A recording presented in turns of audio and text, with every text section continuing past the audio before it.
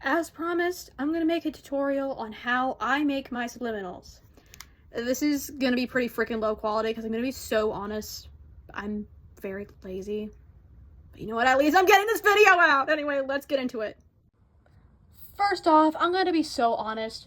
I use ChatGPT to help me write my affirmations. But the thing is, I programmed ChatGPT to write them in a certain way. Now, obviously, you can write your affirmations on your own. It doesn't matter how they're written, just as long as they get written, okay? I just use ChatGPT to save me some goddamn work.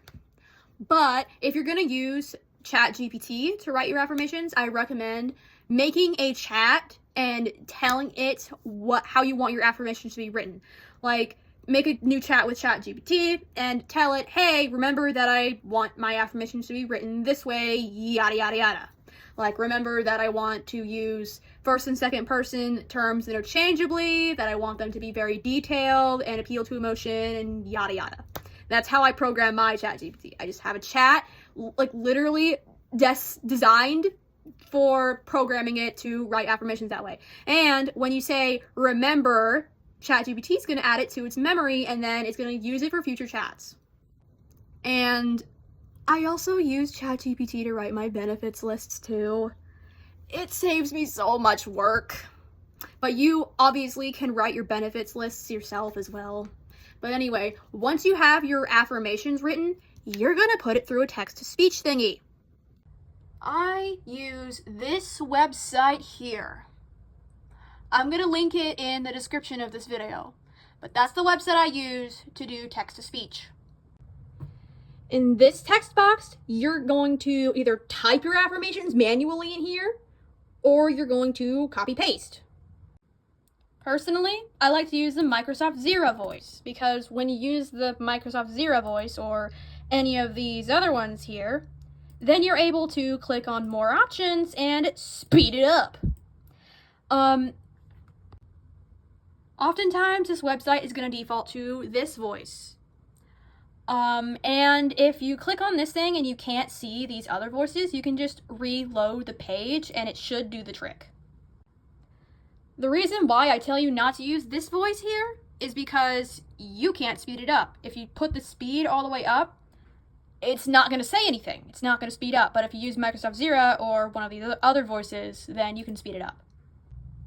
Once you have your affirmations in this text box and you have the volume, speed, and pitch adjusted to how you like, you start your screen recorder and you press start talking. The screen recording video that you get from this text-to-speech thing is what you're going to use to put in your affirmations. So you screen record the text-to-speech thing reading off the affirmations, and then once it's done, you end the screen recording, and then you go to your trusty dusty video editor. And since I do most of this work on the computer, I use fucking Microsoft Clipchamp. Additionally, if you really want to copycat me and put affirmation lists in the descriptions and whatever, you can use this website to do it. You will also need to go to YouTube and find a sound to use for your subliminal. It can be music, it can be ambient sounds, whatever the fuck you want, just something to mask the affirmations, okay? And fun fact, I use IBIS Paint to edit my fucking thumbnails. But whatever. Go to your trusty dusty peasant-ass video editor. And here we go. We're at this screen. Import all your media. You import the screen recording of the text-to-speech thingy, your ambient sounds, and your thumbnail image. I'm pulling up an old project as an example because honestly, I'm too fucking lazy to start a new one. But anyway, yeah, you can extract the audio from your text-to-speech thing, but that's not entirely required. Anyway, you put it in. Right here is my thumbnail image. Right here is the ambient sounds I have. And right here is the affirmations.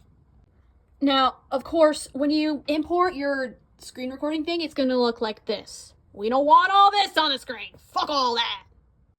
So click on it, go to audio, and turn that down to 1% audio so that the affirmations will be masked. And then you can either layer it under your thumbnail, or you can do this. you can go to adjust colors and then put transparency all the way. But I would actually highly prefer that you put it under the thumbnail image, honestly. And honestly, you can do both of these things if you're really paranoid. Now, personally, I like my subliminals to be a specific length every time. I've recently made that 30 seconds.